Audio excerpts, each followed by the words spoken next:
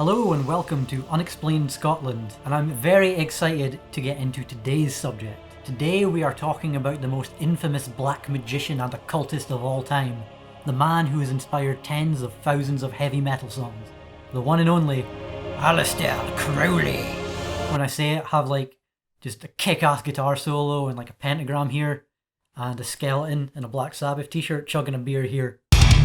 Specifically, we're going to be covering Crowley's time in Scotland, and also what happened to his abode after he vacated it. As it's been 5 episodes and we've yet to be formally introduced, I'm Martin, and today's subject is Aleister Crowley and Boleskine House.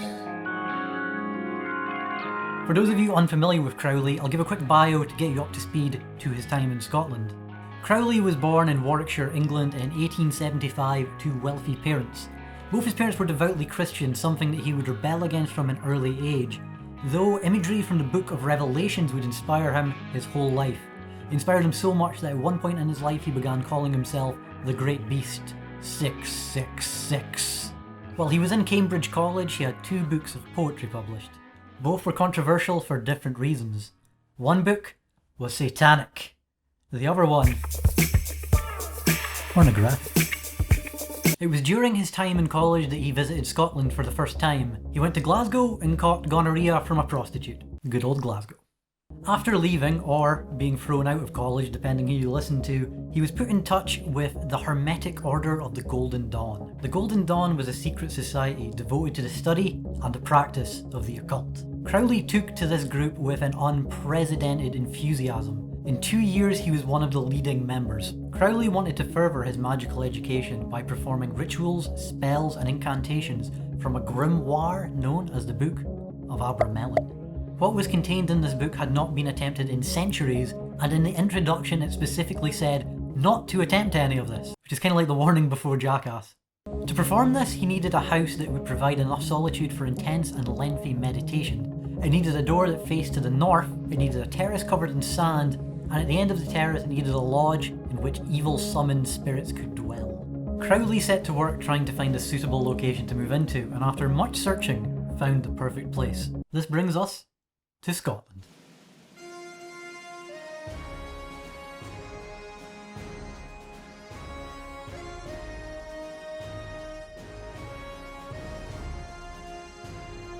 Along the shores of Loch Ness, already famous for a different type of monster, Crowley found the perfect place, Boleskine House.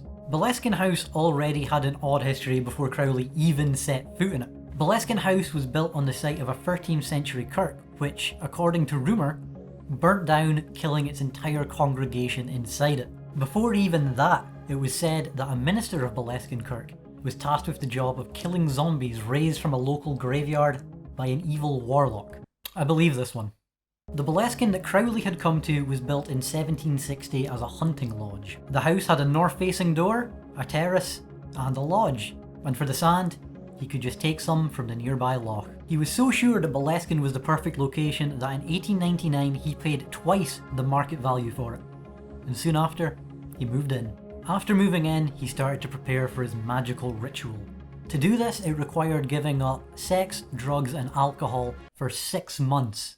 These were 3 of Crowley's favourite things. The purpose of the ritual he planned to perform was to summon his guardian angel. His guardian angel would reveal occult secrets to him, new spells, new knowledge, but to do this, he had to summon the 12 kings and dukes of hell. The purpose was to bind them and remove their negative influence from his life. So let's go through some of the kings and dukes of hell he planned to summon to Boleskine House.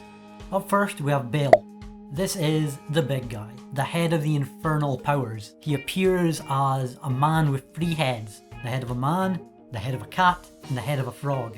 And he has the ability to teach you invisibility, something he probably uses himself quite a lot due to the 3 weird heads.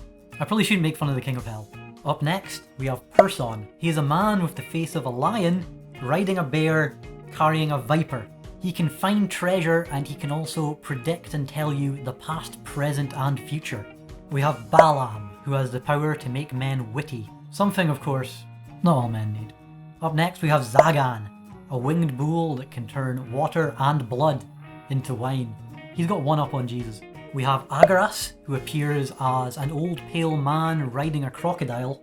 And we have Amdusias. He appears as a man riding a unicorn holding a trumpet. He is the demon in charge of the music of hell, which sounds like the coolest one. And he has the power to bend trees at will. I'm not saying it's a bad power, but compared to invisibility and predicting the future, if there were Planeteers, he got hurt. During his time preparing to summon the Kings and Dukes of Hell, rumour started circulating around the townfolk as to what Crowley was doing here. People reported that they saw him holding black masses and occult rituals in Boleskine. During his time performing the ritual, strange things certainly did start happening in and around Boleskine. Crowley claims that a workman on his land became deranged and tried to kill him. Crowley's coach driver, a sober man, suddenly got drunk and tried to kill his own family. Crowley's housekeeper's 2 children died suddenly and abruptly. Also during this time, Crowley claims that he noted down 2 demons' names on a butcher's bill. That same butcher later, while cutting meat, accidentally severed a vein and bled to death. Locals became so afraid of Crowley that at one point someone tried to win his favour by leaving a bootleg bottle of whiskey on his doorstep. In response to the gift, Crowley simply replied, "I needed no bribe. I am a free trader in every sense of the word." Crowley claimed he was indeed successful in summoning the 12 Kings and Dukes of Hell, though it did get out of hand, which caused all the strangeness in and around Boleskine. He believed the ritual was so successful that he later wrote, "The demons have congregated around me so thickly that they shut off the light." Before he could invoke his guardian angel though, he was called back to the Golden Dawn, which was experiencing infighting and was on the verge of imploding. The only problem was, though, he didn't banish the 12 Kings and Dukes of Hell. He didn't even come back to try to banish them. So Crowley left Boleskine swarming with demons, including Catman Frog and the Treebender, among many others. Crowley later claimed that he did have contact with his guardian angel in Egypt, but he never returned to Boleskine. Boleskine lay empty for quite some time, or at least empty of people.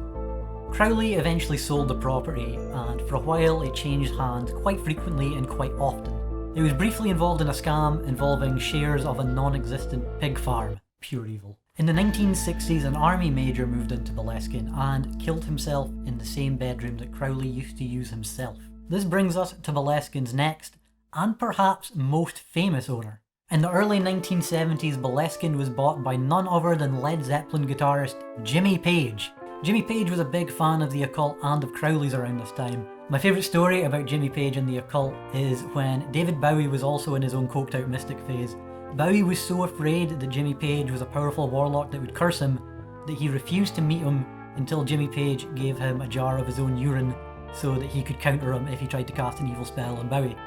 That's a different story entirely, I just love it. When Page bought Boleskine, the house had fallen into a great amount of ruin, and Jimmy Page's plan was to restore it to the kind of condition it would have been in when Crowley was living there.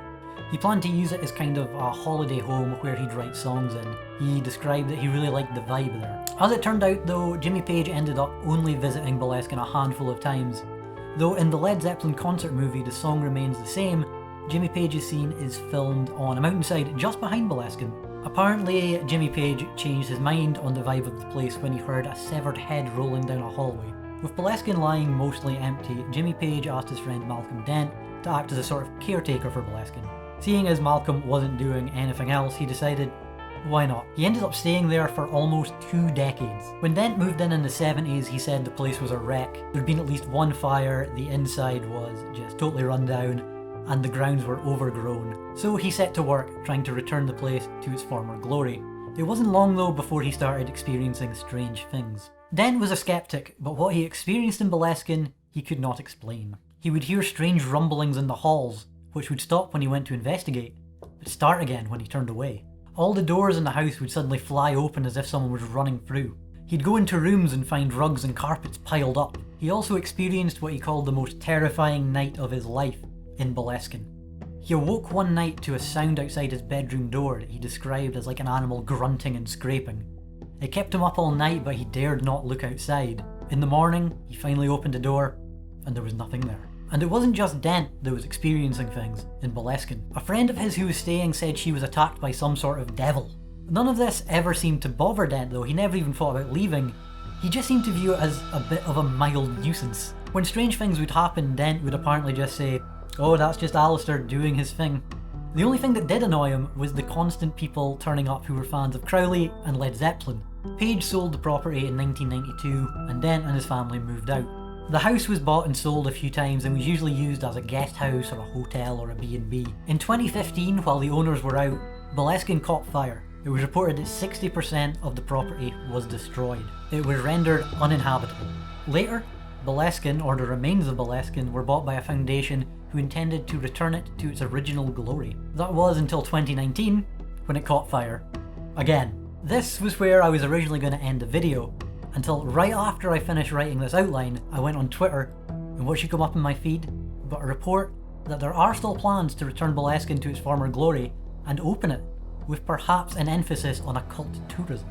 Who knows what the 12 kings and dukes of hell will think of Boleskine reopening, if they are still bound to the property. As for Crowley and his life after Boleskine, there is so much. If you're interested, please go watch a documentary, read a book, listen to a podcast about his life, because before, during and after it's absolutely fascinating. If you're really interested, I will try and do a bit of an episode on one that goes through it more, but there's a lot of material out there and you should definitely check it out. Thanks so much for watching, guys. This episode was so much fun for me to write and go into. Everything about Crowley I'm kind of obsessed with. I know he wasn't a great person, but his life certainly was fascinating. Like I said earlier, if you want me to talk more about him, I will try and put together more episodes, but I really wanted to cover his time in Scotland on this one specifically.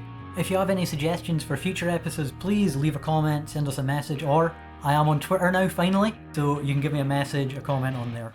Until next time, guys, stay safe, stay spooky.